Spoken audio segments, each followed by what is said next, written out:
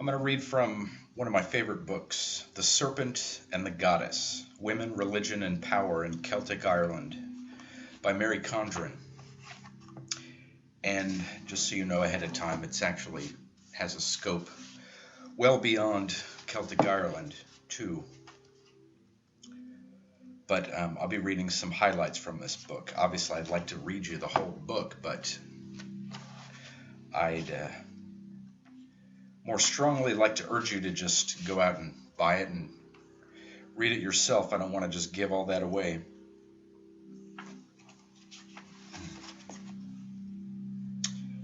The Irish male's obsession with history has given him a place to stand, a fortress of certainty. The stories of heroes, warriors, and saints have created a sacred space in the world where men could feel free of the humiliations and trivialities of daily life, imposed by their own or a conquering race or by the weight of economic necessity. History has provided the forum wherein men have safeguarded their arena of political and religious power. But the sacred space of male history has often been carved out, literally over the bodies of women. Using the language of tradition, precedent, and even divine will, men in many cultures have appealed to or established a mythical or sacred past to justify social dominance in the present.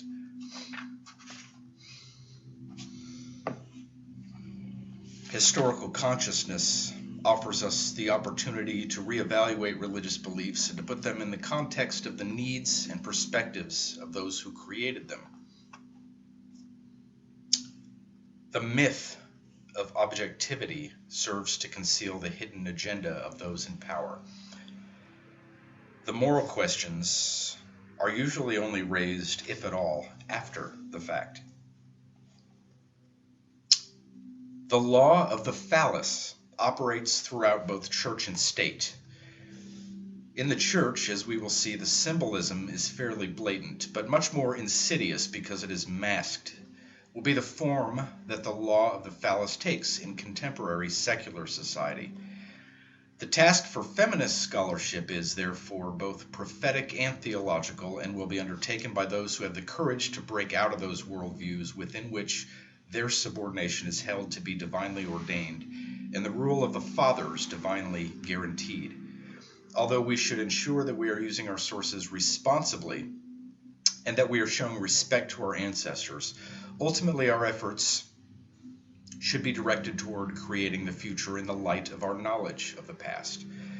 The cult of the dead martyrs and heroes often provides a justification for action when all rationality is otherwise lacking, and is thus one of the primary myth-making machineries of patriarchy.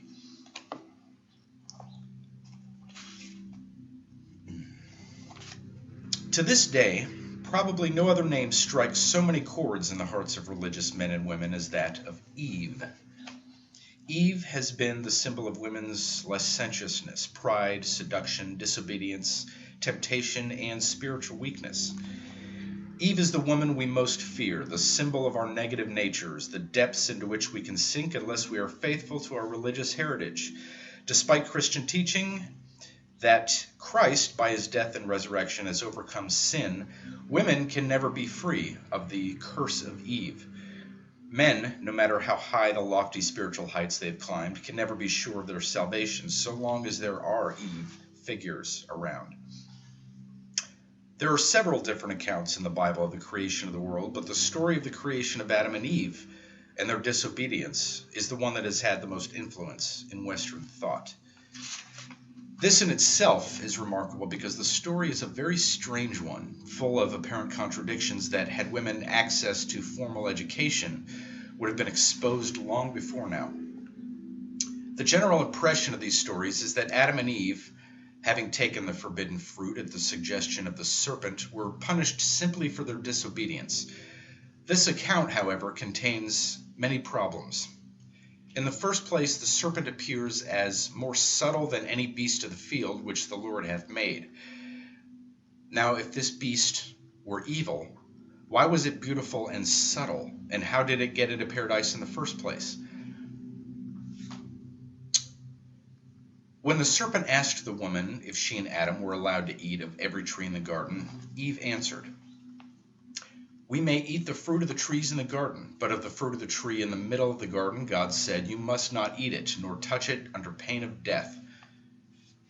Then the serpent said to the woman, 'No, you will not die. God knows, in fact, that on the day you eat it, your eyes will be opened, and you will be like gods, knowing good and evil.' So Eve took the fruit and gave some also to her husband. When God saw what they had done, he cast them out of the Garden of Paradise."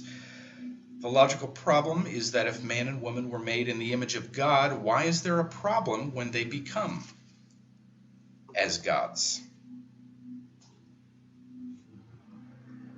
Surely, if eating the fruit helped Adam and Eve to know the difference between good and evil, they would be in a better position to know the will of God in the future and to follow it. So it seems infinitely petty to throw them out of paradise for that.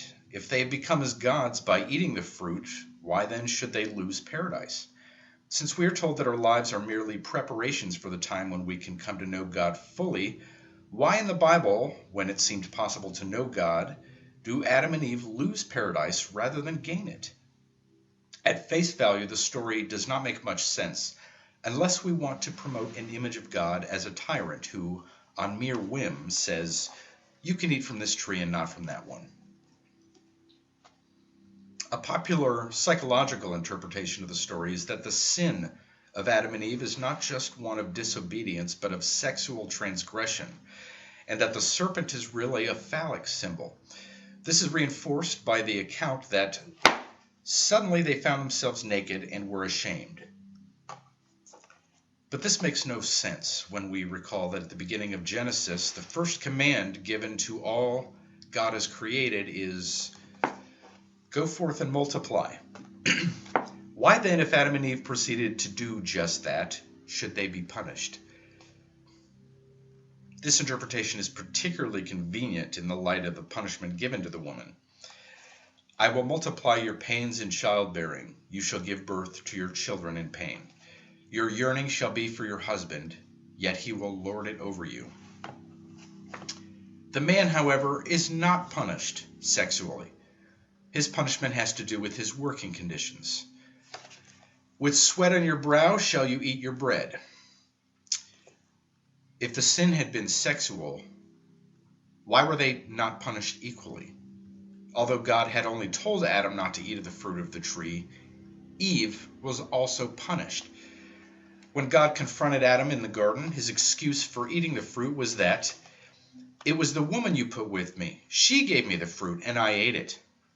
Here Adam almost blames God for having given the woman to him. Note that in the text it simply says, "The woman saw that the tree was good to eat and pleasing to the eye, and that it was desirable for the knowledge that it could give. So she took some of its fruit and ate it. She gave some also to her husband who was with her, and he ate it." The woman sought knowledge and ate the fruit. Adam simply gratified his hunger and then tried to shift the responsibility onto his wife. Yet Adam has gone down in history as the poor, misguided, unfortunate man, a warning to all men not to listen to women. And Eve has gone down in history as the greatest temptress of all time, the model for the seductive nature of the whole female sex. We've seen that some biblical commentators identified Eve with the serpent, and that this identification was not justified by her role in the Genesis story. However, there is weighty evidence that the figure of Eve is based on much older stories in Near Eastern mythology, and that the original Eve did appear in the form of a serpent. The name Eve, Hava, means mother of all the living, but Hava, same spelling, also means serpent in many Semitic languages. Some scholars suggest that originally there may have been only 3 characters in the Paradise stories: God, Adam, and a serpent deity. If this were the case, then the serpent deity would have been blamed for cheating Adam of the Garden of Paradise. The identification of the serpent with Eve, therefore, is based upon much older sources and is probably the reason why both Eve and the serpent are treated so badly in the Genesis story. So who or what was the serpent? Why was the serpent a threat to Yahwehism, the emerging faith of the Hebrew people, and why was it so important to overthrow its influence in human history? To understand this, we have to go much farther back in time, at least as far back as the culture of the ancient Sumerians. Sumer was one of the great cultural capitals of the ancient world, and many other cultures borrowed its system of writing, cuneiform, to inscribe their own records and writings. Most of the Sumerian literary documents were composed about 2000 BCE, whereas biblical documents were not written much earlier than 1000 BCE. The image of the serpent is found frequently on the artifacts of the ancient Near East.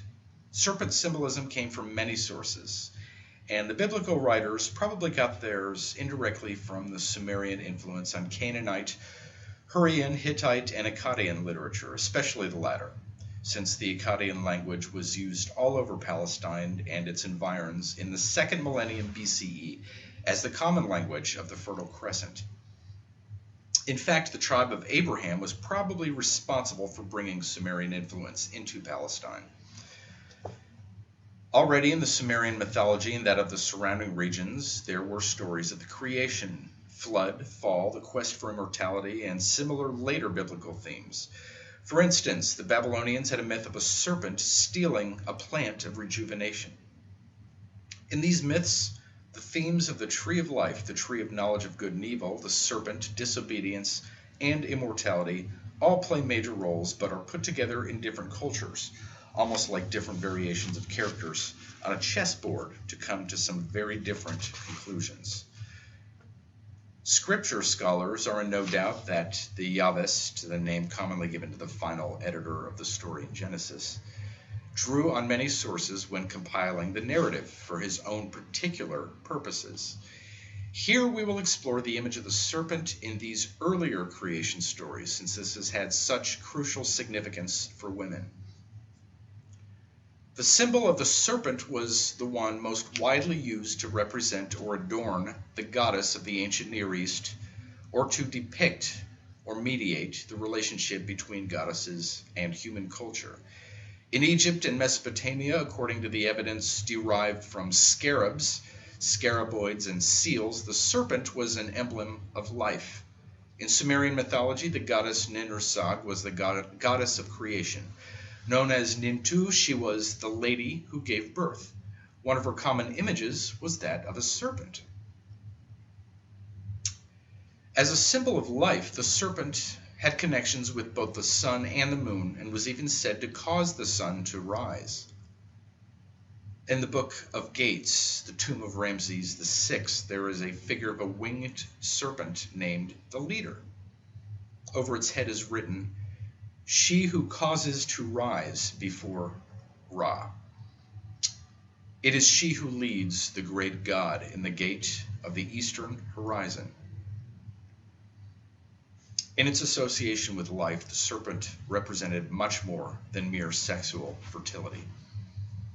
Although fertility was an important theme of the cultic associations when serpentine imagery was used, serpents hibernate in the winter and reemerge in the spring.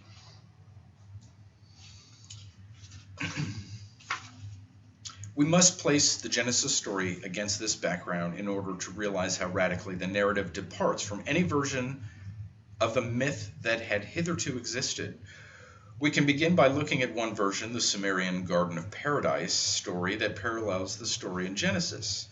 In the land of Dilmun, paradise is a clean and bright land of the living that knows neither sickness nor death. One of the great mother goddesses of the Sumerians, Ninursag, who is represented as a serpent or fish-tailed woman, causes 8 plants to sprout. This is a very complicated and strenuous process, accomplished only after she had brought 3 generations of goddesses into being, all conceived, as it is repeatedly stressed, without the slightest pain or travail. But now Enki, the Sumerian water god, enters into the picture. Enki decides to eat the plants, possibly to wrest the power of fertility from Ninursag. The angry Ninursag pronounces the curse of death upon him, and then, so that she will not change her mind, disappears from among the gods. Enki's health begins to fail rapidly, since as a male god he was not meant to be pregnant. This causes great worry to other gods, whereupon a fox offers to go and get Ninursag back, on condition that he be properly rewarded. Eventually the fox succeeds, and Ninursag returns. She seats Enki beside her vulva and asks him, in turn, about the 8 organs of his that have begun to fail. One by one she brings into existence 8 healing gods to replace the diseased parts. She forgives Enki, and the natural order is restored.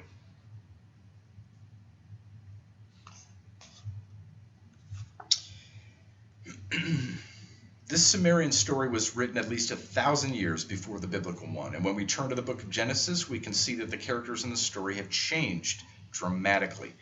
In the Genesis story, although the Yahwist was clearly aware that the serpent was more subtle than any other wild creature that the Lord had made, nevertheless, the Hebrew word used for the serpent here is simply that of an animal, rather than a mythological being, god or goddess.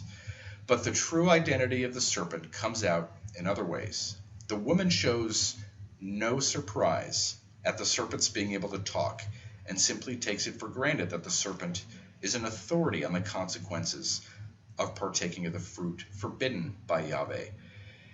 In the Genesis story, Enki's attempt to wrest fertility from the woman appears to have succeeded.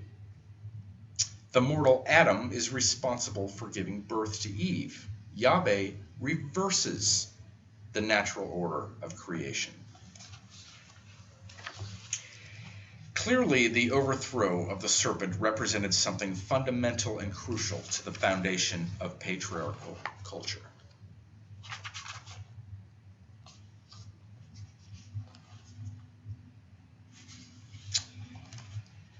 The early Hebrews were one of the first people to make the break away from the polytheistic religions based on the cycle of nature to a more abstract form of religion based upon historical experience. This historically based religion, especially in its history of their escape from slavery in Egypt, gave hope to the Israelites during their many captivities and oppressions that life would not always be this way, and the power struggles that took place among the gods, so accurately reflecting their own lives, would ultimately be resolved by a God with a profound sense of justice and ethics who could be propitiated, not by means of cultic offerings, but by means of righteous behavior, particularly by adhering to those rules he had set down for his people. This God would make the Israelites his chosen people. He gave them the promised land, which they were entitled to keep on condition that they obeyed the new set of abstract rules and regulations, the 10 Commandments. The first of these commandments is highly significant. Yahweh said, "I am about to make a covenant with you. In the presence of all your people I shall work such wonders as have never been worked in any land or in any nation. All the people around you will see what Yahweh can do. For what I shall do through you will be awe-inspiring. Take care you make no pact with the inhabitants of the land you are about to enter, or this will prove a pitfall at your very feet. You are to tear down their altars, smash their standing stones, cut down their sacred poles. You shall bow down to no other God, for Yahweh's name is the Jealous One. He is a jealous God."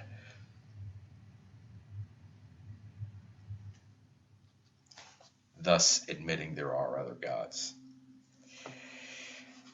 The change from polytheism to monotheism was to have far-reaching implications. Polytheism was a direct threat to the religious and social organization of Israel. And the serpent personified that threat in the Genesis story. That Adam and Eve took the fruit, therefore, symbolized not only a petty act of disobedience, but a possible sign that they preferred or were going back to the religion of the serpent. We've seen how in the earlier stories the serpent was responsible for keeping human beings away from the sacred trees. But in the Genesis story, the serpent actually encouraged the humans to partake of the fruit and to gain wisdom. Whereas in the earlier stories, death took on a tragic aspect, it was nevertheless integrated into the natural cycle of things. Now, not only does death come as a punishment for sin, but it comes at the hands of a woman, the serpent/Eve, the mother of all the living, becomes the carrier of death.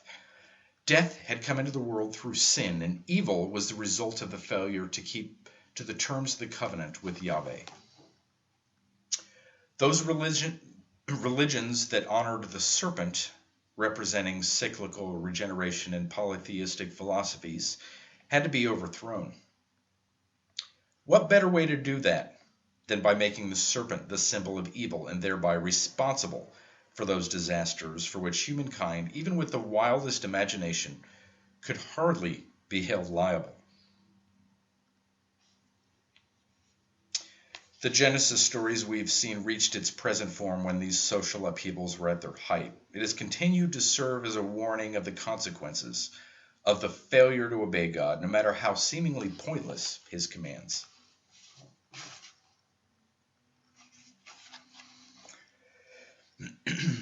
Even where strong women are depicted, as for instance in the stories of Judith and Esther, only their beauty and sexuality guaranteed success over their enemies.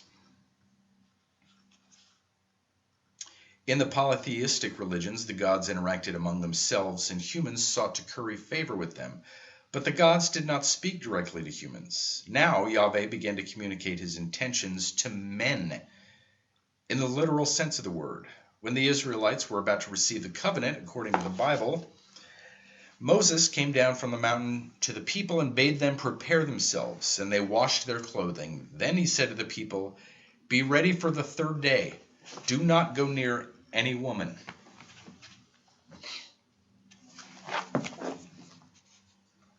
In Irish mythology, the salmon, rather than the serpent, was the main symbol of immortality and wisdom.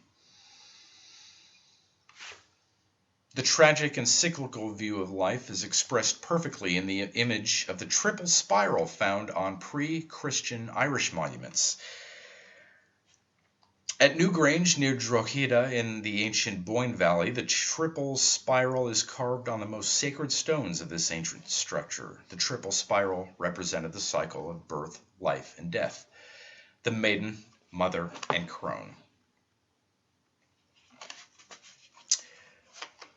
One tradition surrounding the origin of the name Scots is that it is derived from Scota or Scotia, who, according to the ancient sources, was the daughter of Pharaoh Nectanebus, king of Egypt. Her sons, the Milesian invaders, called the land after her, and for some time she is actually said to have ruled the land, together with her son Gadelas, with great wisdom and unanimity. And actually, I'd like to encourage everybody watching this now to look into that further. The origins of the name Scotland, Scots and Scot, and Scotia, Nova Scotia, from this probable daughter of an Egyptian pharaoh. You can find a lot of that in the research of Michael Tessarian and Richard Ellis.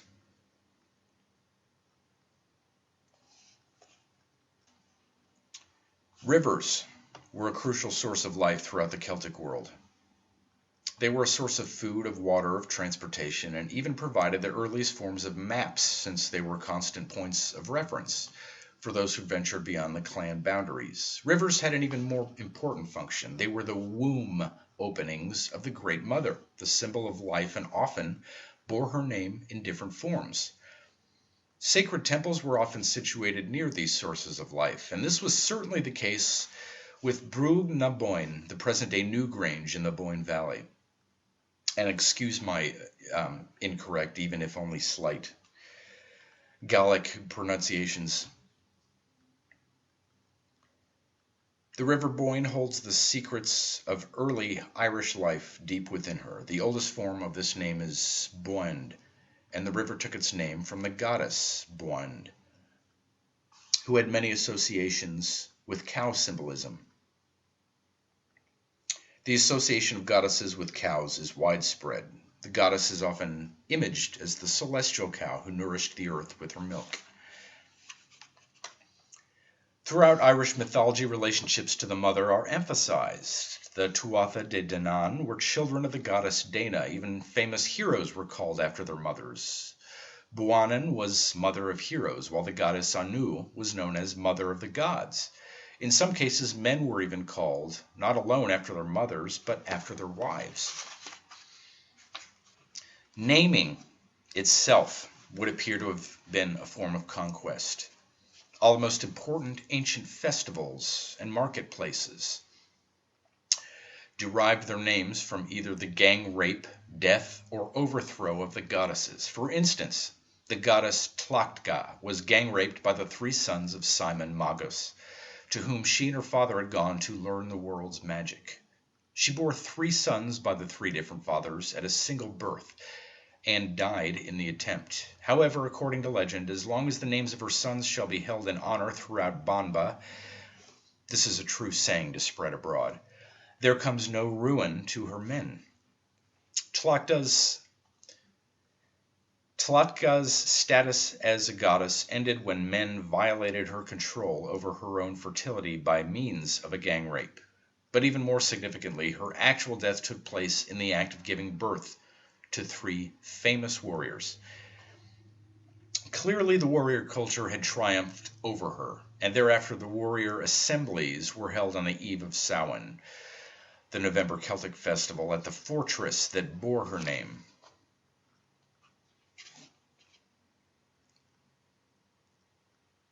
Likewise, in the stories of how the rivers Liffey, Shannon, and Boyne got their names, the goddesses are undermined, being punished for their pride, haughtiness, or use of magic. Traces of the goddesses are usually to be found only in stories describing their overthrow or subjecting them to ridicule. But there's one story where the true issues at stake come out very clearly, the curse of the goddess Masha. And this is a long story, and she really goes into detail about its effects and ripples throughout history. So again, I would encourage you just to buy this book and read the whole thing. There actually came a point where I stopped underlining and highlighting because it's the whole book. I knew I'd want to just read over and over. So that's the goddess Masha, spelled M-A-C-H-A. And we will refer to her again.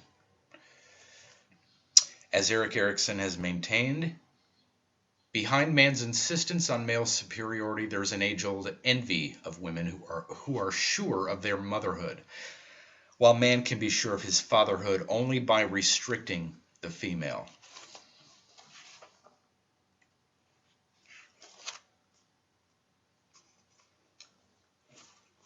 In societies throughout the world, women were sequestered during their menstrual period, not because of uncleanness, but because of the great miracle happening within their bodies. The warriors, in their menstrual pangs, would prepare the cultural life of the tribe for the coming year, but menstrual bleeding, symbolizing women's fertility, which for women had been a sign of their blessing by the goddess, would, under patriarchal culture, become a curse, the term popularly used for the menstruation even today. Masha's cry, "A mother bore each one of you," was possibly the last symbolic attempt to appeal to motherhood as the basis for public social ethics. The triple goddess, whose spiral imagery represented life, death, and the cycle of eternal return, has been torn apart once and for all.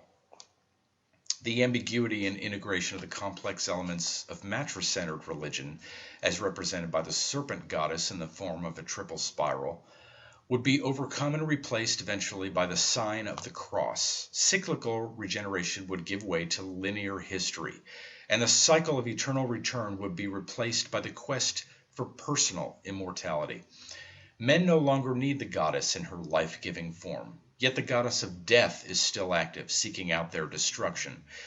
A major change has taken place. She has suffered a subtle transformation from the goddess of death into the goddess of war. In patriarchal culture, in fact, the only goddess who is tolerated is the goddess of war. She's the only one with any real part to play, whether her name be Mother Ireland, the Motherland, or Britannia. She is the one against whom, or on whose behalf, men must constantly pit their wits and their strength, and if they fail in the attempt, they can say, as was said in Ireland of the leaders of the failed Easter Rising of 1916, that they died for her sake.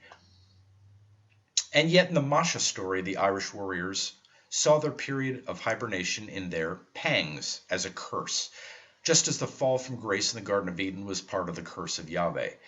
They were aware that the overthrow of the Great Mother meant the end of their idyllic existence in the clan. The life of the warrior, under the rule of the king rather than the clan collective, would be bloody and brutal. They were indeed cursed and cast out of the Garden of Paradise.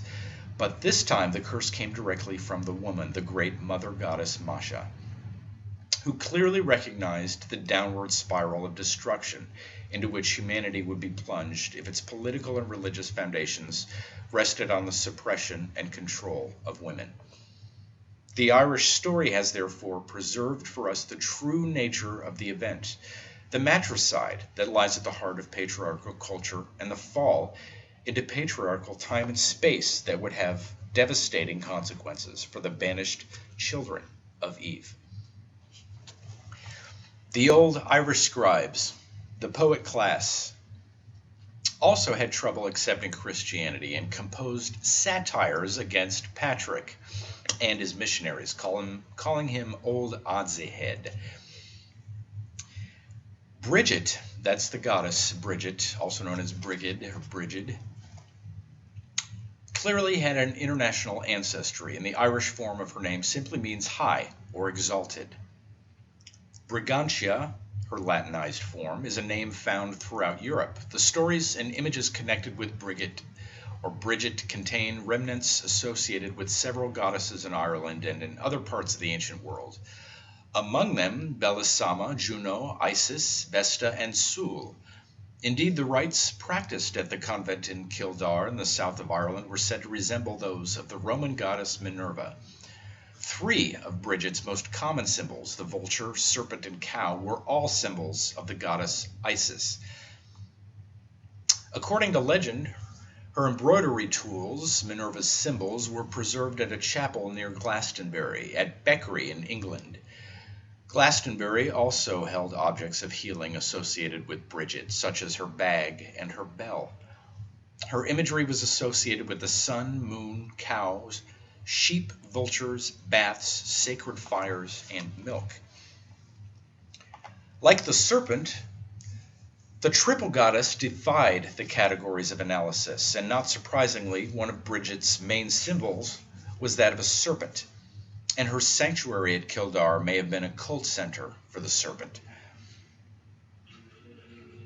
Her feast day on February 1st, Imbolc, is a major feast of the Celtic year.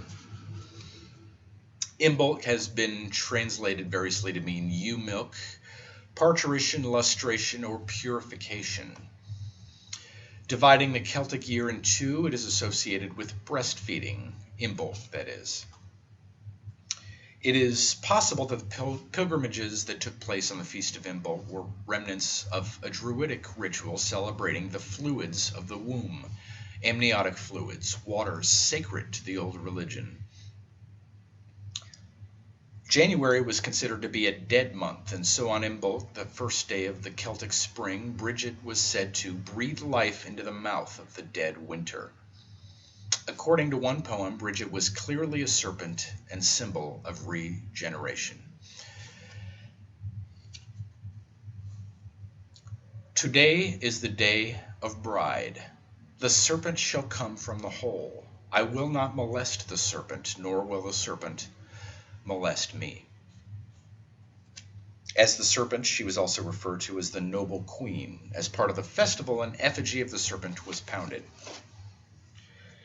In the stories that have come down to us in the historical tradition, there are few remnants of the figure of Bridget as the mother goddess. The figure we know as Bridget is a composite goddess who took over many positive aspects of the old Irish goddesses, Tefi, Danu, Masha, and, of course, the Morrigan.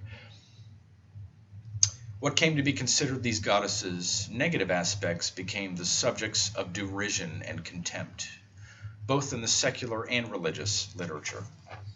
The name of Bridget and Brigit, Symbolism, provided some sense of unity among the otherwise warring tribes of Europe, possibly enabling them to unite. Her 3 sons gave their names to the soldiers of Gaul, otherwise known as the Brigantes. Before the laws were written down by the Christian monks in the 7th and 8th centuries, they had been committed to memory by generations of Brehons, who were obliged to memorize the traditions of their people. These Brehons were, again, forgive the pronunciation, these Brehons were both male and female, a factor that might explain the remarkable rights accorded to women in these laws as we have received them, even though on the admission of their texts themselves, the laws were purified by Patrick, who was said to have removed from them anything he found offensive to Christian doctrine or moral teaching.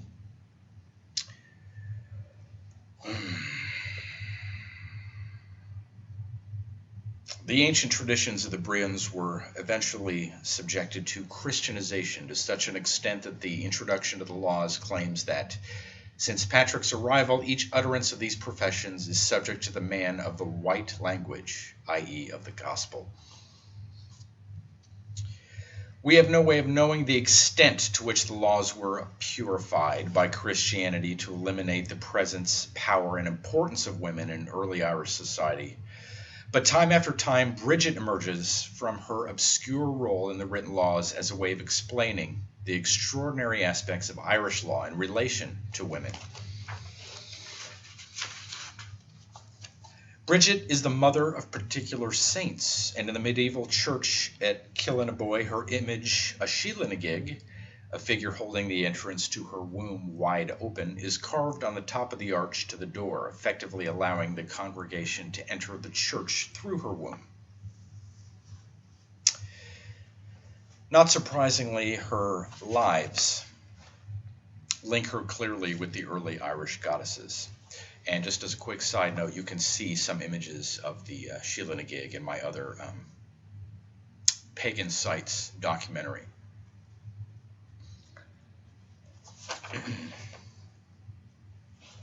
Brigit was a form of the sun goddess, and her symbolism remains attached to the sun in the form of a Brigit's cross. These swastikas are found throughout the world as sun symbols and probably reached Ireland originally sometime between the 2nd century BCE and the 2nd century CE. Brigit's crosses are still used in parts of Ireland today to protect the harvest and the farm animals. Brigit's main symbol was that of the sacred oak, from which the present-day Kildare, or Kildara, Church of the Oak, takes its name. And just to point out the 2 alternate spellings, it can be found as Kildare, also as Cill space Dara, both referring to Church of the Oak. In pre-Christian times, the whole area surrounding the present-day Kildare was known as Civitas Brigitae, the city of Brigit. In any military conquest in ancient times, it was of crucial importance that the conquering forces insert their own gods and destroy those of the vanquished. That the rites used by Brigit's monastery were imported into Ireland by one or another of the Celtic invaders, possibly by members of the Brigantes, who were refugees from the Romans, in their attempts to establish cultural credibility in Ireland, is extremely possible. Several lives of Brigit say that the monastery of Kildare actually used the Ordo Placentinus. We have no way of knowing what the Ordo Placentinus might have been, but we do know that one of the earliest types of religious foundation in Roman times was that of convents of Vestal virgins. We have seen also that Brigit's symbolism overlaps with that of several continental goddesses, including Minerva and Vesta. In the rites associated with these goddesses, and particularly those of the Vestal virgins, We most likely can find clues regarding the original purpose of the College of Bridget, the Ordo Placentinus.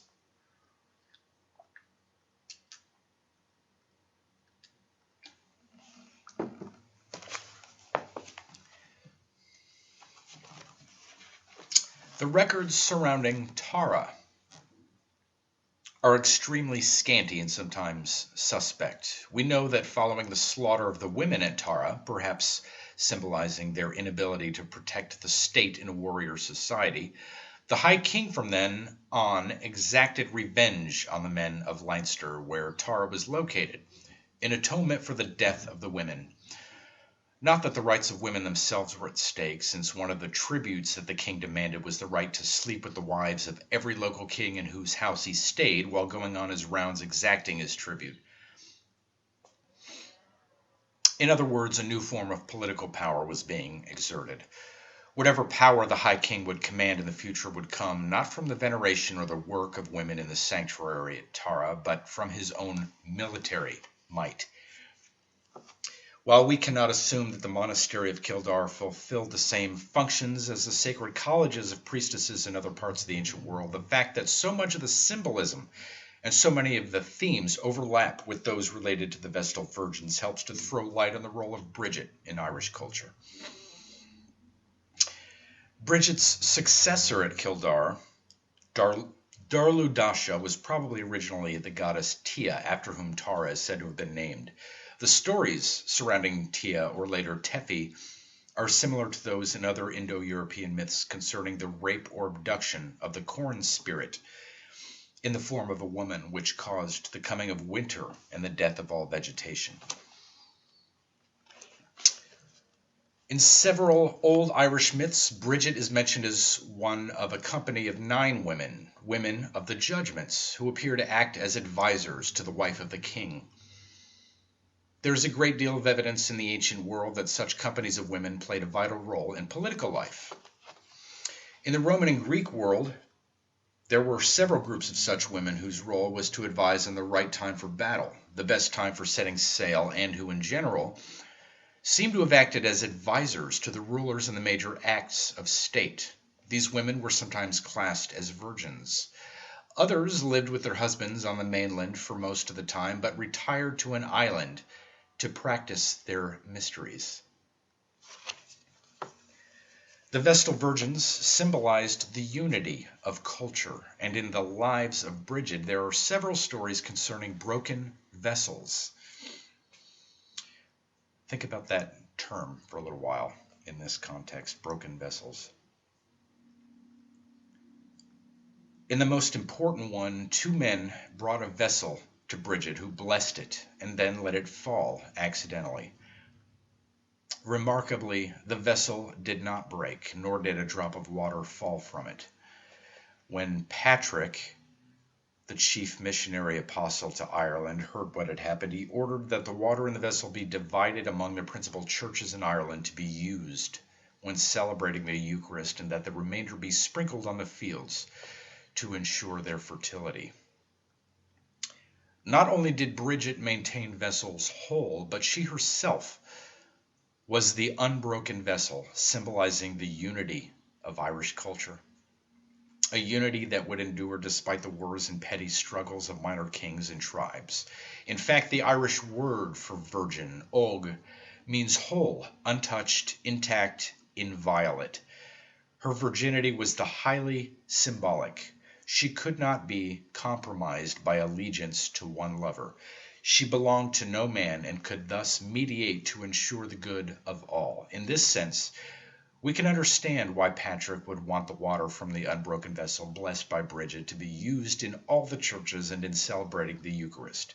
Symbolically, Bridget's virginity would give additional strength to the power of the Eucharist to foster unity among the peoples. But her virginity by no means meant a lack of fertility. On the contrary, Patrick ordered that the water also be used to ensure the regeneration of the soil and abundant harvest. Bridget was the Virgin Mother, or one of the last representatives of she who created without spouse. Indeed, Irish folklore is full of stories of how Bridget eventually gave way to Mary, performing heroic deeds on her behalf, in return for which Mary granted Bridget a special feast day of her own, February 1st, which was to take place the day before her own feast day of the Purification. When Mary had to bring the babe to the temple, the wind was blowing very hard, but Bridget walked in front of her with a lighted candle in each hand. During the long walk, the flame never wavered, with the result that Candlemas Day is sometimes called the feast day of Bride of the Candles. On another occasion, Bridget is said to have helped Mary in her flight from Herod. Behind these stories is probably the Christian takeover of the ancient feast of Lupercalia, for which Pope Gelasius substituted the Christian Candlemas. A clear policy of the early church was to take over the symbols and feast days of the old religion and to convert them to Christian uses. The only purification ceremonies that the church would sanction were those associated with the purification of the Blessed Virgin Mary on February 2nd. Goats were said not to have been allowed in or near the church at Kildare because of the curse of the Virgin. And yet the sacrifice of a goat formed a crucial part of the original ceremonies of Lupercalia, with which Imbolc is intimately associated. Following this sacrifice, two young men took strips of goat skin called februa and went around beating women with them, possibly symbolizing a purification or a transference of a fertility ritual. Just as secular patriarchal ideology in the classical tradition promoted a profound dualism between culture and nature, so too the new theology brought to Ireland by Christianity promoted a profound dualism between the spirit and the flesh. For all practical purposes, men inhabited the world of the spirit and culture, while women, except those virgins who became like men, inhabited the world of the flesh and nature.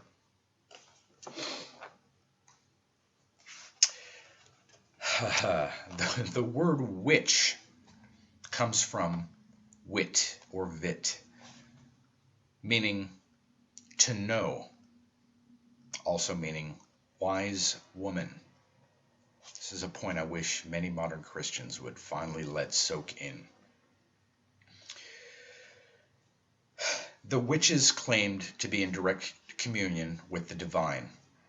Their gods and goddesses lived in bushes, holy wells, and in sacred groves, and were to be found in all aspects of nature, whereas the witches could consult their oracles, the sun, moon, or wind, or observe the movement of the stars, or have recourse to the body of knowledge that witches had accumulated over centuries. Once a witch was established, she worked essentially on her own. She was not accountable to a hierarchy, and she was charismatic. That is, her success was judged directly by the people whom she was serving. Should she continue to give wrong judgments or fail in her arts, such as those of healing and midwifery, people would just refuse her services. The Christian priests were, therefore, diametrically opposed to what the old religion represented. Developing powers of the will was not a concern for the witches. Their success depended on something different, how closely they could be in tune with the natural processes and listen to their wisdom. Women, according to fully fledged theology of the church, were by nature incapable of mediating with the divine and should not be so arrogant as to assume these functions. Thus, a steady regression took place. At first, Christianity merely claimed that its power was superior to that of the old religion. Then it asserted that women only used these powers for evil ends. Lastly, it denied that they possessed any sacred powers in the first place. Under the matrilineal system, all children born to a woman would automatically become members of the clan. The notion of an illegitimate birth was unknown. The laws of the Christian church, in sharp contrast to those of early Irish society, effectively helped to create the status of illegitimacy. Under the patrilineal system, illegitimacy became a reality. Should a woman conceive a child outside wedlock through concubinage, rape, or an extramarital affair, its status was extremely suspect. The child had no inheritance rights from the father, would not automatically belong to any lineage, and mothers would often abandon or abort such infants rather than subject them to such a fate or risk becoming social outcasts themselves. The new Christian revolution had offered opportunities to women not to be found within the native social structure. One such option was spiritual marriage, in which women lived together with their consortia or spiritual husbands and undertook liturgical functions. The Celtic saints Scoidan, Mel, Kentigern, and the Anglo-Saxons Aldhelm and Robert of Abercel all lived in consortio mulierum and were nevertheless recognized as saints. In Ireland, St. Patrick did not approve of these relationships. At one time, Patrick is said to have investigated the case of Bishop Mel and his sister and ordered the parties to separate. The sister appeared before Patrick holding burning embers in her apron, a proof of her virginity. Patrick was singularly unimpressed and upheld his decision. A more serious incident occurred when Patrick was enraged with a woman, Lupate, a sister who lived at the fort of Masha and of whom he had heard rumors. He was away from his mission at the time. When he came back, the woman went out to meet him and cast herself down before his chariot. Patrick said, "Drive the chariot over her." The charioteer did as he was told, and the chariot went over her 3 times. The document concludes, "She went to heaven at the Furta." Patrick also is said to have cut the hand off Macnice, Bishop of Connor, who had such a sister and who had previously been baptized and ordained by Patrick. Patrick thereafter issued a decree. "Let men and women be apart so that we may not be found to give opportunity to the weak, and so that by us the Lord's name be not blasphemed, which be far from us." Oof, Patrick. Bridget also does not seem to have thought much of Patrick's version of asceticism. Patrick was much given to spending his nights in icy pools of water. When Bridget went to do this herself, the pools dried up miraculously every night. According to the stories, her friends persuaded her that this was against God's will, a clear indication that this form of male spirituality was not to be hers. Given the difficulties of finding the sources of women's history, we will never know to what extent the new religion was successful in diminishing the power of women. We cannot assume that women automatically took the word of the priests in every matter. For instance, there is a story of the time when a woman of bad character died in the area near the church of Columkill. Columkill directed that she be buried in the women's graveyard, a spot so far from the church that when the bells rang, they could not be heard among the tombstones. He also left an injunction that the cemetery should never be entered by a living woman or a dead man. However the story goes, devout women in olden times used to request burial there in the belief that no one interred there would be damned. Already in the 9th century, serious inroads had been made into the position of religious women. In 888 CE, virgins, apparently for the first time, cut their hair, an event so significant that it was recorded in one of the Irish annals amidst the accounts of wars and deaths of chieftains that normally constituted its history. Hair in the old religions of Europe had been a potent sign of women's power. So much so that one of the first things that the witch hunters did was to shave the hair of those whom they accused. Cutting the hair, therefore, must have been constituted a symbolic break with the past, so important that it found its way into recorded history. So, you might take into account also the story of Samson, as well as the French Norman stories of the Merovingians.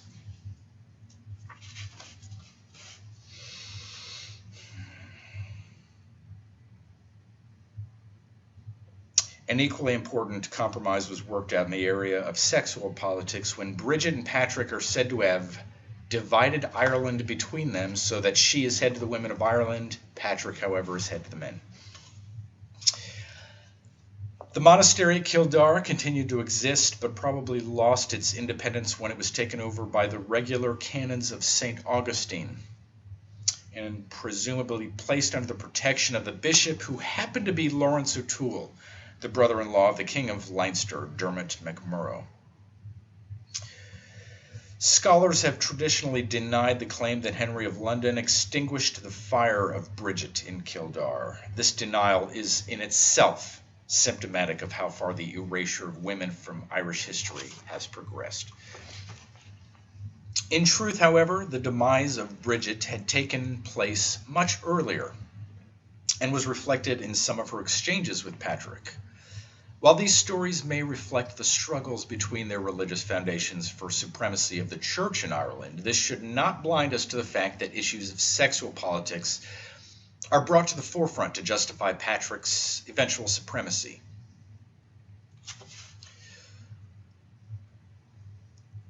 Ultimately, in the struggle between Patrick and Bridget, with the whole weight of patriarchal theology behind him, Patrick would get the upper hand.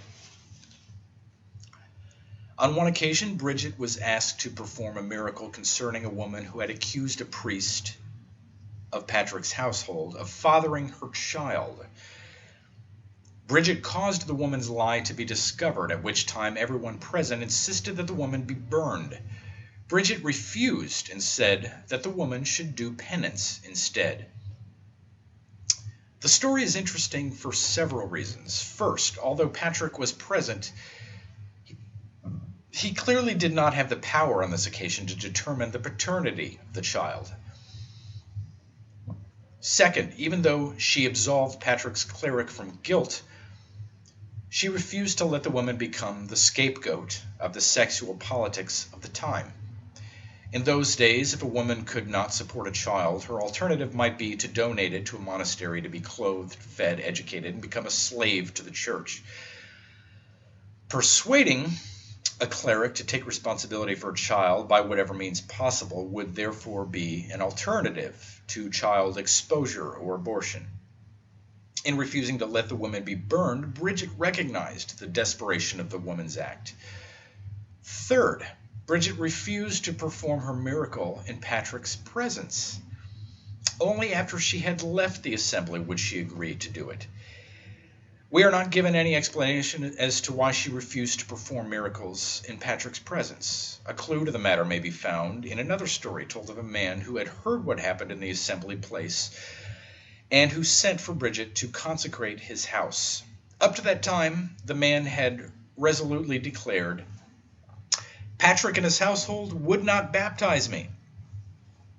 He had no problem accepting baptism from Bridget, but Bridget had to send out for a priest, saying, "Let someone go from us to Patrick, that a bishop or priest may come to baptize this man." The priest duly came and performed the baptism, but Patrick then said to Bridget, "You should not go about without a priest. Your charioteer should always be a priest." With those few lines, Bridget's religious power was doomed to extinction, since ultimately the power of orders could not be conferred on a woman, a deprivation that would eventually greatly restrict her role and that of her successors. Although Bridget might be more popular than Patrick, there are many more places in Ireland called after Bridget than after Patrick, might be better able to take care of the needs of women, might be able to perform more miracles than he. Nevertheless, she would always be dependent on him or his representatives for the sacraments. One way of curbing her power would be to ensure that a priest would always be in tow, keeping an eye on her activities. Whatever powers Bridget or her successors might have from their gifts, talent, and wisdom would always be eclipsed and superseded by the power of orders conferred upon the priest by virtue of his manhood. As Patrick put it so well when looking for a bishop, seek for me a man of rank, of good family and of good character, with only one wife and child. Why seekest thou that? To wit, a man of that kind, said Dubtak. That he may be ordained, said Patrick, as though these requirements were nothing if not self-evident. Needless to say, women could not be bearers of the new life brought in by Christianity, for whereas in the old religion, the goddess could be found in the trees, bushes, and holy wells, now access to God the Father took place through the mediation of the male priests. Certainly, one could pray to God the Father, but nothing that he replied would count, unless it met the approval of the male clergy. The rape of the Abbess of Kildare in the 12th century was the final symbolic blow to the independent female power in the Irish Church. Just as the overthrow of the Serpent had occurred in Israel with the rise of new forms of political power, so too the demise of Bridget symbolized and was caused by major power shifts taking place in Irish society, fostered by and encouraged by the Christian Church. The rape took place in the context of the latest onslaught against women, itself the result of the Gregorian reform movement of the 11th and 12th centuries, where an entirely new consolidation of power in Western Christendom was being effected.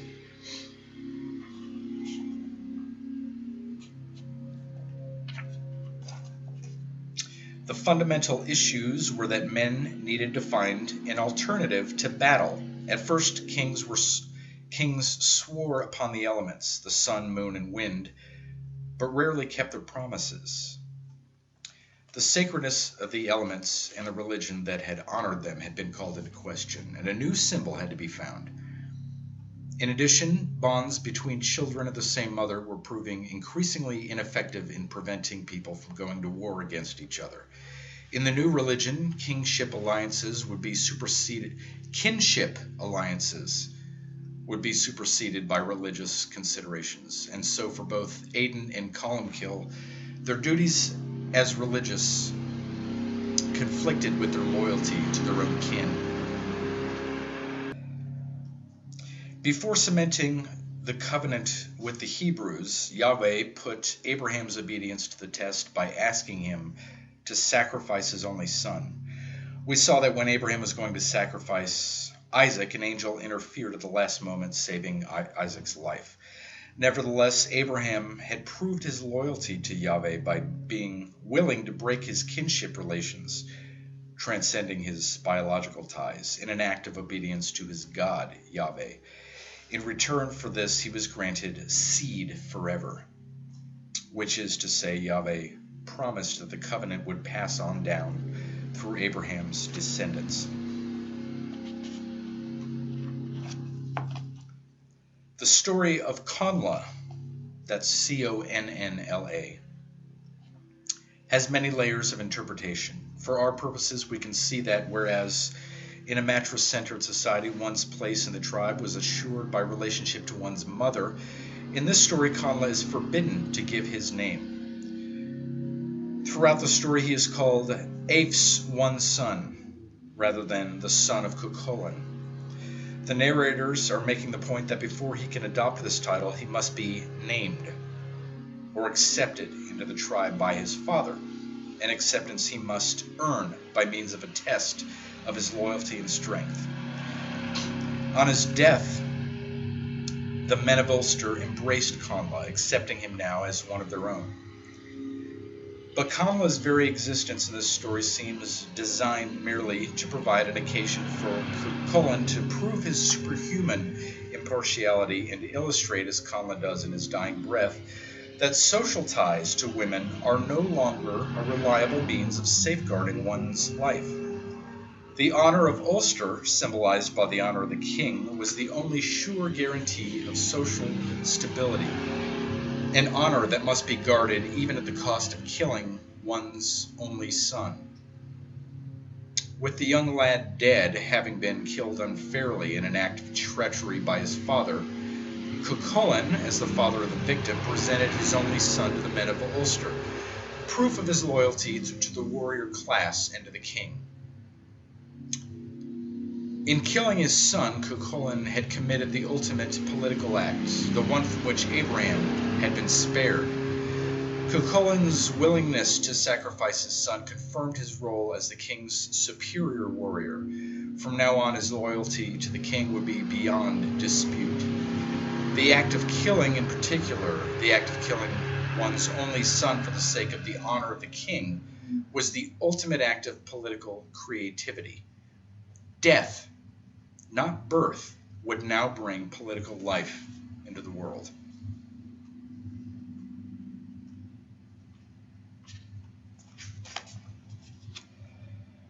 The age of Mary signals the end of tragic vision, the essential unity of opposites hitherto symbolized for us by the image of the serpent. In the age of Eve, for instance, we saw that the serpent was both good and evil. In the age of Bridget, this ideology changed. There were both good serpents and bad serpents. As was said to Mary in an 8th century poem, "Your son is the good shepherd, the gleaming white lamb, the blessed serpent by whom the perverse old serpent was smitten." As the age of Mary enters into its fullness, any possibility of ambiguity with regard to the serpent would be finished. The serpent certainly reappears, this time under the heel of Mary's foot. The fathers of the church never tired of repeating the fact that the serpent had been crushed by Mary. Although the serpent originally symbolized the mysterious and ambivalent secrets of the goddess, Christianity identified the serpent with the devil, or the enemy of good. This enabled the fathers to project all the evil in the world upon the devil, while holding God the Father responsible for all possible good. For Christendom, the serpent/goddess, with its multivalent symbolism, represented the enemy par excellence. Rather than eliminating the symbol altogether, Christianity promoted the image, but always as the subjugated shadow side of the spiritual or military hero. Standing triumphantly over the serpent/goddess, the Virgin Mary embodies the double jeopardy into which Christianity had plunged women. By accepting Mary as model, women would become complicit in their own oppression, helping to eradicate the essential mystery at the heart of life and positing a stark dualistic theological system in which good resided in the realm of the spirit and evil in the realm of their own uncontrolled sexuality. If they refused to accept the model of Mary, women would find themselves permanently consigned to the netherworld, the dark subterranean continent shortly to be inhabited by the primordial scapegoats, the witches, the embodiment of evil itself. All these theological changes took place in the context of the church-state battles for power being fought in Europe. In Ireland, the politics of the Reform movement would become inextricable from yet another political agenda, the ambitions of British kings and bishops for the domination and control of Ireland. It is one of the profound tragedies and travesties of Irish history that, in the continuing interests of contemporary power structures, the Irish people as a whole have been largely unaware of the details and significance of these events: the invasion of Ireland by Anglo-Norman forces, an invasion orchestrated by successive archbishops of Canterbury, several popes, high-ranking Irish prelates, and an Irish king, Dermot MacMurrough, renowned for his generosity to the church. In the course of this reform movement, a pope effectively handed Ireland over to an English king, Henry II, an action that initiated the British occupation of Ireland. This occupation was to reach its full fruition in the 16th and 17th centuries and is still in place in the north of Ireland to this day. Oh, I got a kitty about to, there we go, yeah. In a famous papal bull entitled Laudabiliter, Adrian IV granted the whole of Ireland to his countryman, Henry II, with a view to enlarging the boundaries of the church, and so that Henry might restrain the downward course of vice, correcting evil customs and planting virtue. Adrian ordered that the people of that land shall receive you with honor and revere you as their Lord, providing always that the rights of the churches remain whole and inviolate, and saving to the blessed Peter and the Holy Roman Church the annual tribute of 1 penny from every house.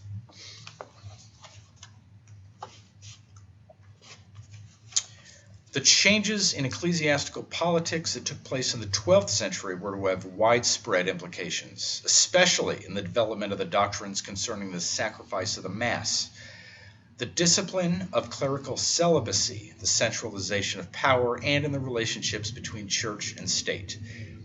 The implications of these changes will be explored throughout the remainder of this book, but it is important to highlight now as we enter the Age of Mary that the discourse with regard to women would be radically altered with sharp divisions made between public and private worlds. In the public and symbolic realm, under the mantle of Mary, women would be placed on a pedestal and idealized.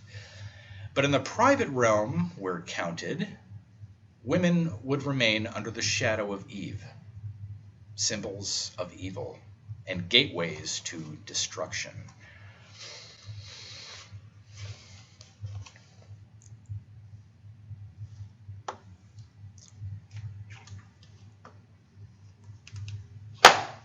Nova, what are you doing? The institution of compulsory clerical celibacy could be said to have been the single most important consequence of the reform movements of the 12th century. In the document, The First Synod of St. Patrick, married priests are simply taken for granted. And here the author quotes from that document. Any cleric, from ostiary to priest, who is seen without a tunic and does not cover the shame or nakedness of his body, and whose hair is not barbered in the Roman manner, and whose wife walks about with her head uncovered, shall be despised by the laity and separated from the church. By remaining virginal, women could protect their status, mobility, if not in the present life, at least in the future. The women were effectively acting as guardians of the system, and any independence gained was at the expense of other women. If many upper-class women found themselves in religious orders for the protection of their chastity, a parallel movement was taking place among men that would also contribute to the cult of virginity or the ideal woman, so much a feature of this period. Europe had been ravaged by interdynastic wars for several centuries. Many of these wars took place between rival claimants to territory or titles, as no clear principles of succession had yet been enforced. This social instability could not be tolerated by the newly centralizing church and state, themselves often the victims, and several solutions presented themselves. In the first place, the principle of primogeniture, inheritance by the firstborn son, was established. This would cut down on interfamily disputes, but it also had another major consequence, effectively leaving younger sons dispossessed and forced to seek their own livings. Left to their own deserts, the younger men joined together as soldiers of fortune, giving rise to renewed military fervor. Lacking the means to marry and not yet inspired by the wars of religion, men sought alternative objects of conquest. There arose the ethic of courtly love, the positing of the unattainable woman, usually of superior rank to the knight, on whose behalf, and for the sake of whose honor, the knight would risk his life. The women chosen would often be in effective control of large amounts of land and property, while their husbands and eldest sons were away at war or had already been killed. The ethic of courtly love gave rise to a huge body of erotic literature, inspired and sometimes even written by the women themselves. The relationship between the knight and his lady was entirely erotic and always, at least in theory, stopped short of actual intercourse. For the women concerned, these relationships had inestimable benefits. Rather than a husband and a master, the ladies had erotic lovers who demanded nothing more of them than their devotion. Marriage was simply not part of the picture.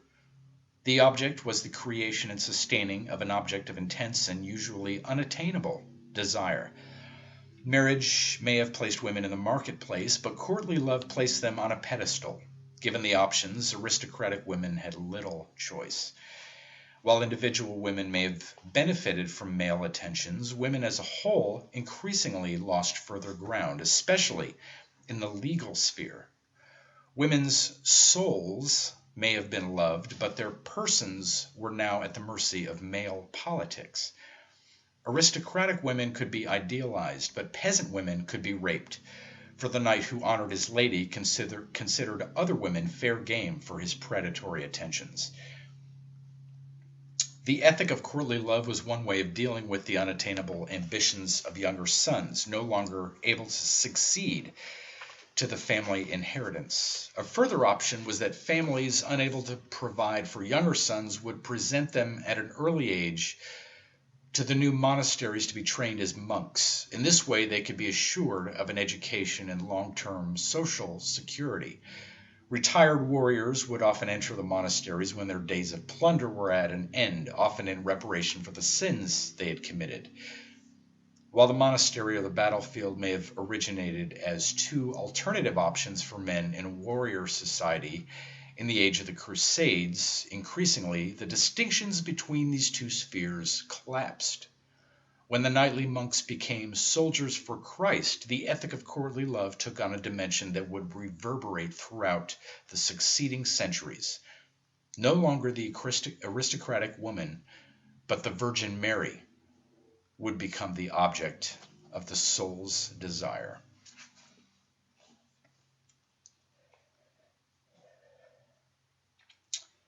Pope Gregory I, 590 to 604, in a letter addressed to Mellitus of Canterbury, expressly urged that the feast days of the pre-Christian religions be sanctified by their dedication to some holy martyr.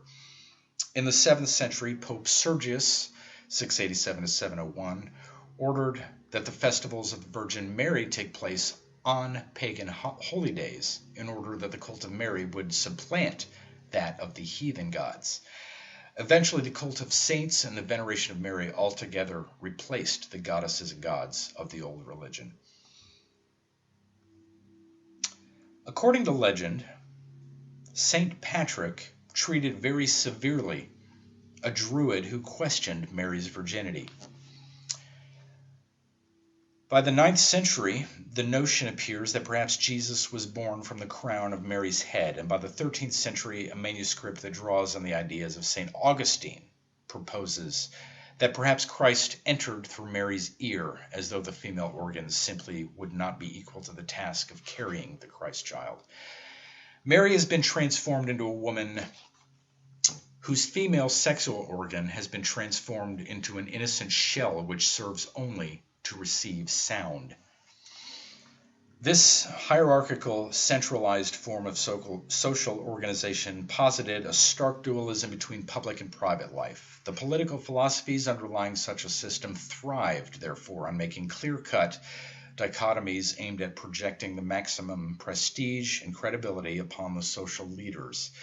For this enterprise to be successful, several things would have to be accomplished. If the leaders were to be seen as supremely good, they could only become so in contrast with those at the opposite end of the hierarchy, the supremely bad. In a dualistic system, the leaders would define themselves by what they were not, as much as by what they were.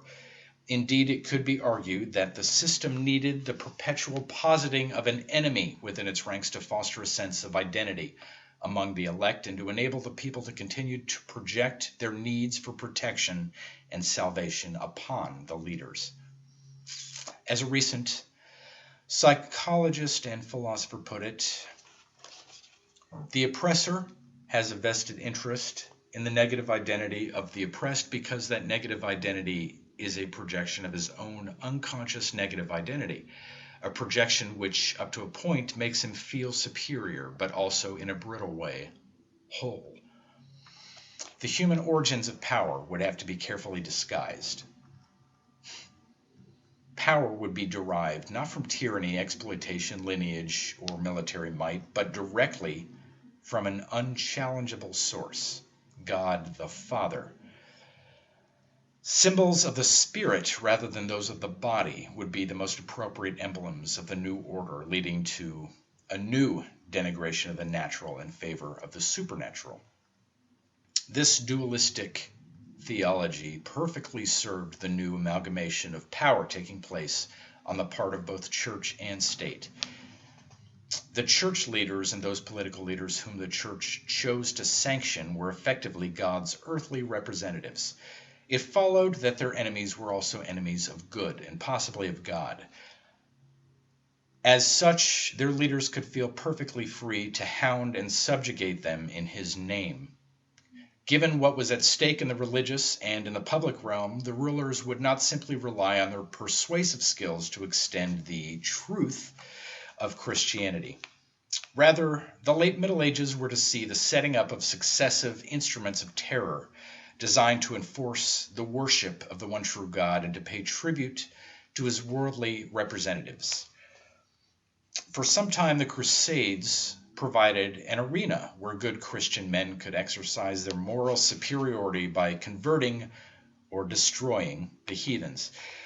But with this outlet greatly diminished by the 14th century, full attention could be devoted to the discovery of the enemies in their midst.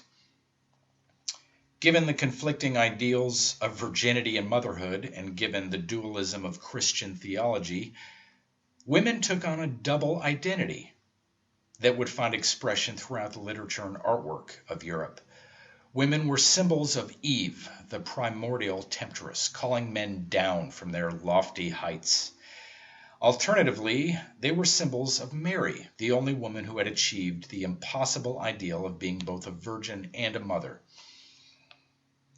As Caelius Sedulius wrote, "She had no peer, either in our first mother or in all women who were to come, but alone of all her sex she pleased the Lord." While on the surface Mary may have been held out to women as the alternative to Eve, women really had no choice. The Virgin Mary was an impossible ideal for ordinary women. Her virginity made their sexuality problematic, casting them in the role of temptress to men, symbols of Eve. But whereas Eve would appear in the person of the witches to be burned, tortured, and drowned, the part of Mary would be played by generations of holy anorectics who, far from being tortured, were actually canonized. The story of the witches, or the genocide of women healers, is one of those epochs in human history so devastating and beyond comprehension that it has scarcely been touched by historians. Scholars are still not in agreement as to how many women were put to violent death. Estimates range from 100,000 to 9 million. The power of the witches was a distinct threat to the centralization efforts of both church and state. Once again, the clerics and political rulers could be seen working hand in hand, and although women's bodies had long since provided the arena for the full display of patriarchal power and control, nothing that had gone before would come close to the terror awaiting those who experienced the full logic of theological dualism. One of the main instruments of that terror was the Inquisition. Originally established by the papacy to correct heresies such as that of the Cathars, among whose crimes was that of ordaining women. Once established, the machinery of the Inquisition remained intact in various forms for several centuries. Given the seriousness of what was at stake, nothing less than a threat to the precarious basis upon which the authority of both the church and state had been established, religious dissidents were treated extremely harshly. Should the accused recant, penances such as fasting or pilgrimage might be imposed. But should they resist, imprisonment, torture, and death at the stake at the hand of the secular arm would await them. Dominican and Franciscan friars roamed the countryside seeking out heretics who were then tried before a court made up of laymen and clerics. In the very early persecutions of the Inquisitions, any dissidents to orthodoxy were suspect, and men formed some of the primary targets. But once the major heresies or groups of organized social dissidents had been effectively overthrown, where better to direct this terror than against those whose very presence, skills, and beliefs were a threat to the male clerics and to the centralized political powers?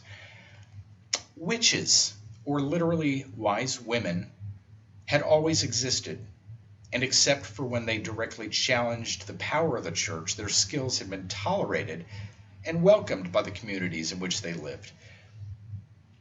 Pope Gregory the Great, 540 to 604, forbade the execution of women for the supposed crimes of causing epidemics or storms. In the kingdom of God, witches, he claimed, obviously could have no power, but the fact they were now under such threat is testimony to the seriousness of the issues at stake. Indeed, on the cover of the Malleus Maleficarum, the Hammer of Witches, the Dominicans wrote, "To disbelieve in witchcraft is the greatest of heresies." This maxim was precisely the opposite of that held by the church in the so-called Dark Ages. The women persecuted were mostly from the lower classes, often victims of poverty and hatred. Many were the traditional healers in their communities and, as such, provided natural leadership against the inroads of a feudal and later an industrial economy that threatened to take away from them permanently their very livelihoods, their lands and those of the villagers. Even the common lands where the poor used to graze their beasts were taken by the rulers and sold off to the feudal landlords. The poor were increasingly thrown back on their own resources. Widespread poverty ensued, leading to the development of the great poorhouses, where the dispossessed could at least be fed, even at the total loss of their dignity. The witches often relied on their psychic skills to effect cures, a practice that increasingly laid them open to charges of magic or intercourse with the devil.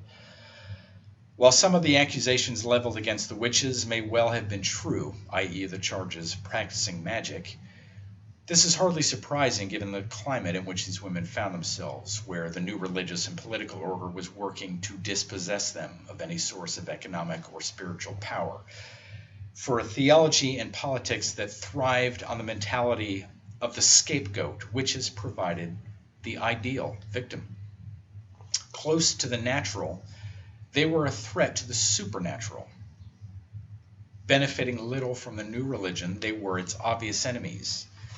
As the Hammer of Witches put it so well, all witchcraft comes from carnal lust, which is in women insatiable. See Proverbs 30. There are 3 things that are never satisfied, yea, a 4th thing, which says not, it is enough, that is, the mouth of the womb.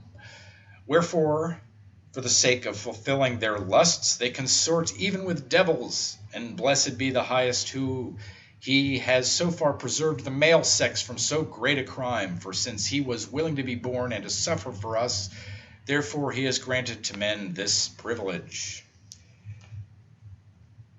The accusations leveled against the witches symbolize vividly the crucial issues at stake.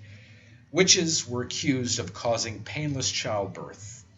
Indeed, midwives were considered to be the worst sinners of all, of transforming themselves into animals, of holding witches' sabbaths, of having intercourse with the devil, and of casting spells on men and animals. Perhaps the most telling accusation was that of causing impotence in men or of making the male members disappear.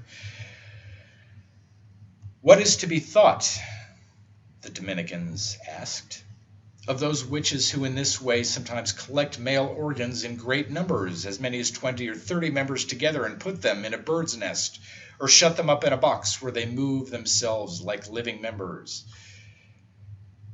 The Dominicans were at pains to document this occurrence, and they cited the case of one man who went to retrieve his organ.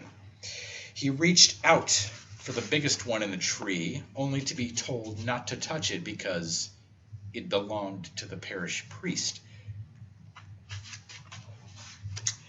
In the accusations leveled against witches, we can see the precariousness of the universe being established. Witches were in direct contact with the rival kingdom of the devil, using its powers to counter the power of the church or state.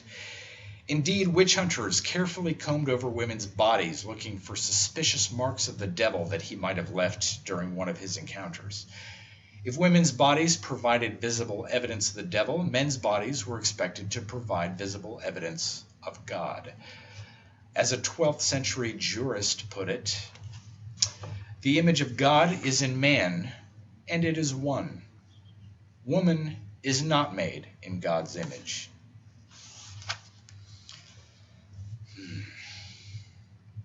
Not surprisingly, the devil and his agents could be expected to attack the very organs upon which men's superiority supposedly rested. The disappearance of the male members, the inability to perform sexually, or even concern for the size of the parish priest's members testify to the significance of the phallus in establishing the rule of God the Father. The new universe being established by men was very precarious indeed, and the most precarious aspect of it was the penis itself, the direct object of attack. God the Father might dwell in the realm of the Spirit, but his celibate representatives on earth were careful to keep their bodily organs, symbols of his rule, intact. Once accused of witchcraft, few women would be acquitted. Indeed, the women were caught in a double bind. If they refused to confess to whatever crimes their persecutors dreamed up, they were thrown into a river. If they floated, they were obviously possessed and put to death by other means. If they drowned, they were probably innocent, a verdict of little consolation to them or to their bereaved families. The double jeopardy into which accused witches were placed, however, was simply symptomatic of the jeopardy into which religious women as a whole would fall. The witches may have inherited the Eve side of theological dualism, but women religious inherited the image of Mary. For whereas the witches effectively formed part of the resistance to the new male order, women religious, largely drawn from the upper classes, joined religious orders, part of whose function was to serve the newly dispossessed poor, whose lands had been taken from them. And if the mark of the devil upon the bodies of women presaged a horrific fate, the mark of God the Father, taken to its logical conclusion, would be no less serious. Mary was the ideal woman, and her followers were expected to be perfectly obedient to the wishes of God the Father, as these might be expressed through the mediation of the male clerics. But the uniqueness of Mary, the ideal to which generations of women would aspire, was, according to Julia Kristeva, achieved only by way of exasperated masochism. An actual woman worthy of the feminine ideal, embodied in inaccessible perfection by the Virgin, could not be anything other than a nun or a martyr. If married, she would have to lead a life that would free her from her earthly condition by confining her to the uttermost sphere of sublimation, alienated from her own body. But there a bonus awaits her, the assurance of ecstasy.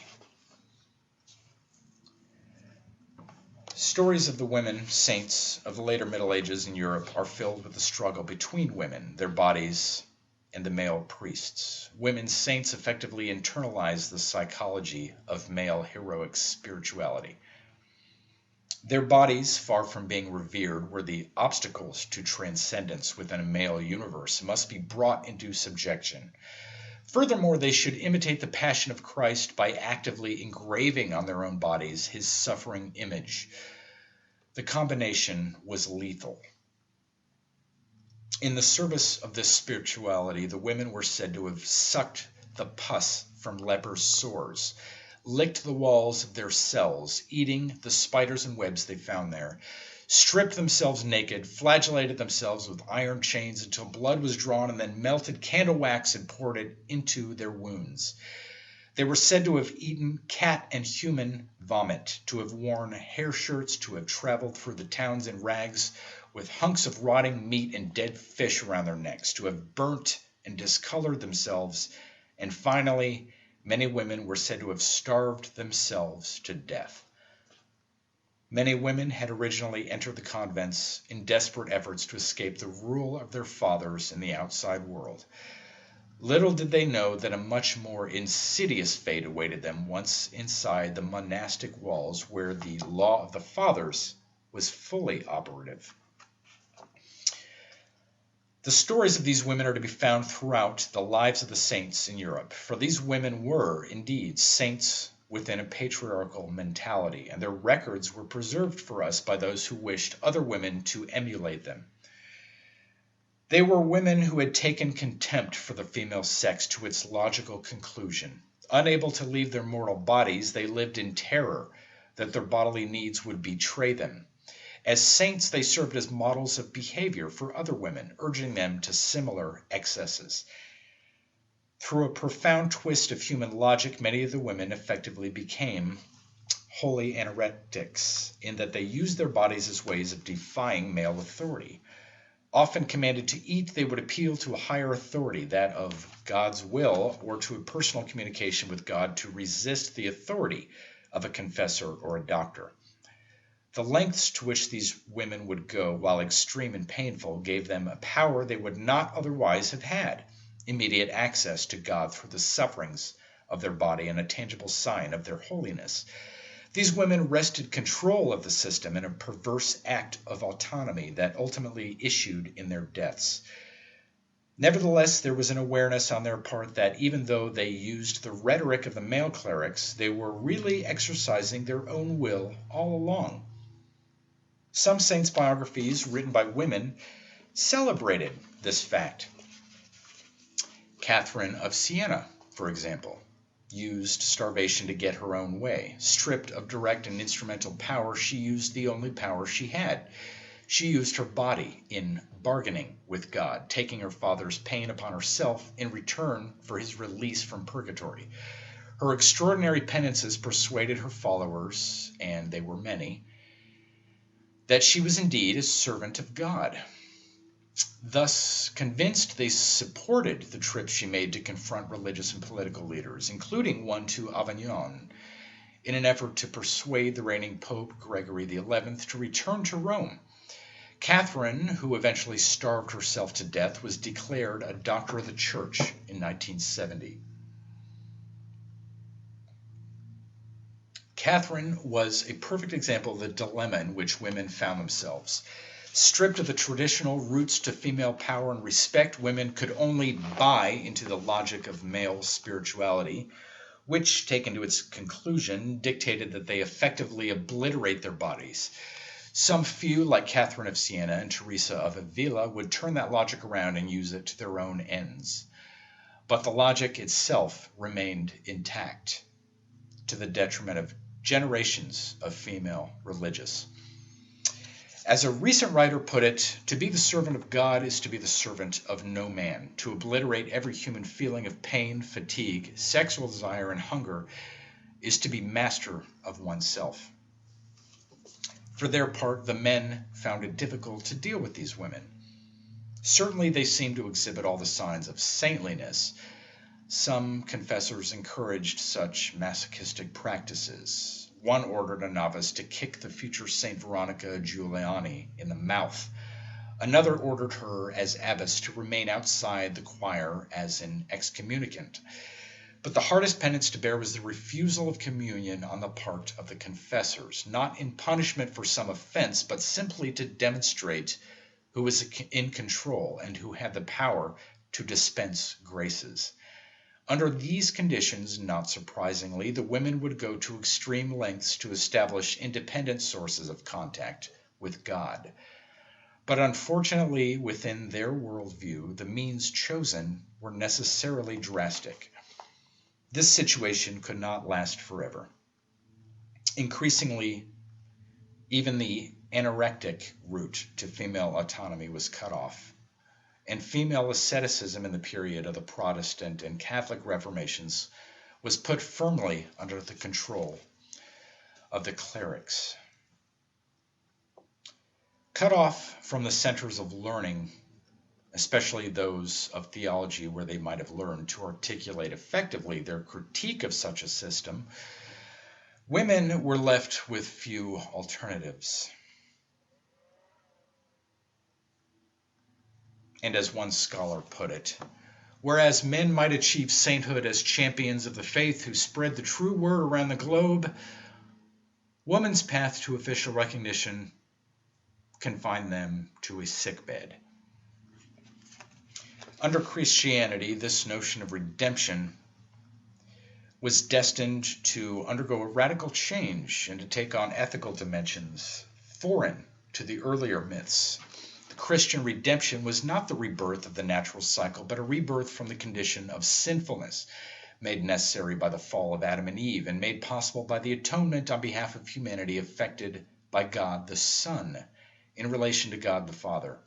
Redemption took on a strictly moral quality. The redemption accomplished by the Son was made necessary not because of the natural winter, but because of the winter of the soul, which in turn had been caused by the fall, and the new life that entered in each Christian by means of baptism would be a spiritual life rather than merely a physical one. In pre-Christian religions, the symbolism of birth and the artifacts associated with it were considered to hold supreme religious significance. These were normally natural symbols of life and regeneration, such as nuts, boars, serpents, objects used at birth, and women's blood. Women had been revered for their ability to give birth, but now the sacred instruments and places of childbirth had either been destroyed or taken over by the male priests. In some cases, masses were said over objects to give them magical efficacy. Under Christianity, anything associated with birth, menstruation, or reproduction was unclean. Indeed, the early Irish, in common with many ancient cultures, believed that the soul passed to the infant through the milk of the breast. As one of the Lives of Bridget claimed, "For it is so arranged by nature that nurses always bestow the affection of their spirit on those to whom they provide the milk of their flesh." Throughout the ancient world, it was assumed that breast milk transmitted to the infant the spiritual traits of a mother. Bridget was baptized in milk and was fed by the milk of the sacred cow, and indeed, up to the 12th century, the Irish continued to baptize with milk.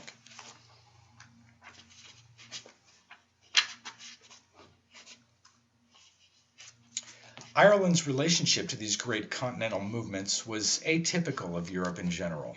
Ireland, which had retrieved a great deal of the political ground it had lost in the 12th century to the Anglo-Normans, lost this ground again with the renewed onslaughts of the 16th century English invasions. As a colonial outpost whose economic and social needs were made subservient to those of England, Irish indigenous culture retreated into a steadfast form of nationalism, where the links with the Roman Catholic Church provided the only symbolic force the Irish had against the might of the British Empire. Despite the initial papal involvement in the invasion of Ireland, the papacy now assumed a major symbolic role, and Irish Catholicism became the vehicle of Irish nationalism, a position that it retains in Irish minds even today. For women historically, Christianity has fostered a discourse of power based on the control of sex rather than a discourse of service based on the power of love, a discourse of death based on the control of life rather than a discourse of life based on the tragic acceptance of death. As we saw in the lives of the saints, holiness for some men is synonymous with the separation from their mothers. Likewise, in traditional warrior societies, separation from the world of the mother is the hallmark of success. The warrior novices are invited to step on their mother's belly, insult her, and definitively separate from the world where she is dominant. Some novices are told that they must release the bad blood accumulated since he was in his mother's womb, his inheritance from the woman. This blood will often be replaced by male blood, considered to be strengthening to the warrior. In contemporary warrior rituals, separation from the world of the mother also plays a major role. Throughout the hazing rites of the military academies, the young recruits are constantly compared to women and insulted with such epithets as vagina face, douchebag, used kotex, abortion, little fat vaginas, afterbirths, and scumbag. As A.E. Hausman put it so poetically, "For the calling bugle hollows, high the screaming fife replies. Gay the fifes of scarlet follow. Woman bore me, I will rise." Separating from their mothers, priests proved that their loyalties lay beyond this world and established their fitness to sacrifice. Contemporary warriors also proved their loyalty to the common good by separating from their mothers and developing their power of will. To this day in Western democracy, a man who is not in control of his woman, or who because of his uncontrollable sexual needs is at the mercy of an uncontrolled woman, has little chance of political success. His passions are not subordinate to his will. The soldier, too, must prove to the world or to the fraternity that he is in control of his will, is willing to risk his life, and particularly that he has successfully separated from the world of his mother and wishes to enter the realm of the fathers. Should he fail to do so by showing cowardice in battle, for example, he will be relegated to the domestic sphere where he can live out his life in womanly safety. Indeed, the philosopher Plato regretted that it was not possible to turn cowardly soldiers into women. As in religious sacrifice, the blood of women shed at birth defiles, but the blood of men shed in war takes on mythic and sacramental proportions, making possible and regenerating the political graces necessary for the mythic life of the state. Turning to military equipment, we can see similar parallels. Machine guns have nests. Giant birds hover over cities, dropping their eggs of untold destruction. The penis-shaped missiles wreak havoc wherever they land. In its reversal of life, warmongering becomes protection. The female's care for the young is translated into defense spending. Male ego insecurity is translated into the necessity for national security. One penetrates the enemy camp. As with traditional warrior initiates, contempt for women still plays a major part in contemporary political discourse and practice. In a television show on the attempt to rescue the hostages out of Iran, people talked about the failed attempt as an abortion. The only way for America to demonstrate its willingness to save its citizens would be by demonstrating a willingness to lose them. The attempt was foiled by a precipitous withdrawal. The whole exercise was like trying to organize a picnic for spinsters on the East Coast. Finally, the United States was being held impotent by a handful of fanatics. Through these examples, we can see that Western fatherhood has taken on dimensions far removed from the initial biological concerns men may have had with regard to their paternal rights. We are now talking about broad political pictures that nevertheless reflect and have been produced by male reproductive consciousness, and that are now played out in the political world. Even those theologians who apply the most sophisticated materialist analyses in liberation theology to the structures of economic oppression fail to apply this analysis to their own oppression in the church. Unquestioning obedience is vital to the maintenance of hierarchical authority, especially that in which the symbols of death play a major role. Church obedience is sustained by a doctrine of papal infallibility, the benefits of which extend to the priesthood by some process of downward osmosis. But the similarities between the soldiers for Christ and the soldiers of the state is striking. Soldiers can be shot for failing to obey an order of their most immediate and lowly commanders. Those tried for the atrocities of the Second World War regularly plead that they were merely following orders, as though obedience were the guarantee of ethics. Without adherence to unquestioning obedience, it is hardly likely that the violence of patriarchal structures could be maintained. The nonviolent theorist and activist Mahatma Gandhi, for instance, maintained that as he could never be sure he was absolutely right, he therefore could not kill. Military obedience enables the hierarchical system to function, but at the price of utterly negating the individual soldier's moral responsibility. The abdication of personal responsibility in religious and political matters, regardless of the consequences, is the price both priests and soldiers are willing to pay for their continued inclusion in the world of the fathers. The instruments of military redemption still play an enormous role in contemporary peace negotiations. Only those possessed of the major instruments, i.e., nuclear weapons, are admitted to the negotiating table, regardless of the fact that a nuclear war has the potential to wipe out the entire Earth. The idea that Christ once died for all enabled people to give their allegiance to the church. The idea that the soldier dies for all compels people to give their allegiance to the state. Although valiant efforts are often made by some to maintain that the sacrifice of Christ should have ended the need for war, as it was the ultimate sacrifice that did away with any need for revenge, historically, the language, symbolism, and ideology of Christian sacrifice has blessed the tanks, cannons, and troops as they wheeled out toward the battlefield. In the last analysis, it becomes difficult to distinguish between the sacrifice to end all sacrifice and the war to end all wars. As one sociologist put it, in the past it would seem that men were often mercenaries calculating the gain and loss of military activities. Now they fight for ultimate objectives. War is a sacred activity.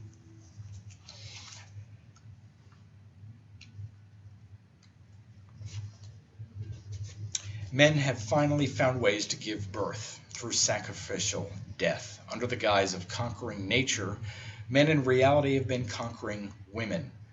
The ultimate patriarchal act expressed in mythologies throughout the world was matricide. Now that this fantasy has become a reality, we are witnessing the primordial drama of Western culture, the safe return of the mother. Not the Virgin Mary, but the motherland now becomes the focus for the displaced eroticism of the warrior class. The male celibate's Virgin Mary or the warrior's motherland both reject and accept the devouring mother, remaining forever in her power in one way or another. But this mother is essentially a male fantasy that allows men to escape their responsibility for the earth. The killing of the mother, symbolically enacted in myth and politically enacted in patriarchal legal systems, has been made possible by the gods of displaced responsibility, whose priests function not by attentiveness to her needs, but by obedience to the demands of hierarchy and the quest for power, fostered by the myth of the common good. Once a father kills his son, there is little left to add, or indeed to live for. The goddess was not a goddess of power or power over, but was vulnerable, dependent upon the common humanity of her people to sustain her being.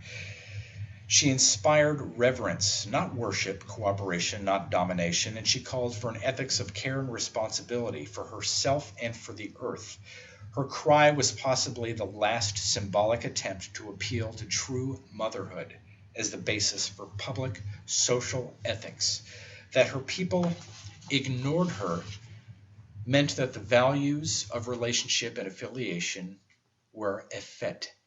Violence, death, and the threat of death became the dominant grammar of political relationships. Just before her death, the goddess Masha cursed the patriarchal age that had dawned. The goddess was effectively saying, although you may develop sophisticated doctrines of rebirth, although you have taken to yourselves the right of life and death, Although your efforts might seem logical and plausible in the light of patriarchal culture, your efforts cannot but be doomed to failure so long as they are based on the subordination of women. Speaking the language of peace and the common good with the one hand, with the other you are calling the troops to war against women and the earth. The philosopher Kant has argued that God is the precondition for ethics, but in the light of the curse of Masha, a curse that hangs over us today, we could argue the opposite. Care for the preservation of the earth and all her children must now become the precondition for and the ultimate test of any ethical system or knowledge of God. And I'd like to offer a correction. Earlier I mentioned a couple of other alternative history researchers, historians, authors you might further look into. I think I misstated one of those authors' names. One of them was Michael Tsarion. That's Tsarion. The other is Ralph Ellis. I may have said a different first name, Ronald or something. Anyways, in case I said it incorrectly, the name is Ralph Ellis. Thanks for listening. Please buy the book. This was first published in 1989. The author is Mary Condren, Condren. The title is The Serpent and the Goddess, Women, Religion, and Power in Celtic Ireland.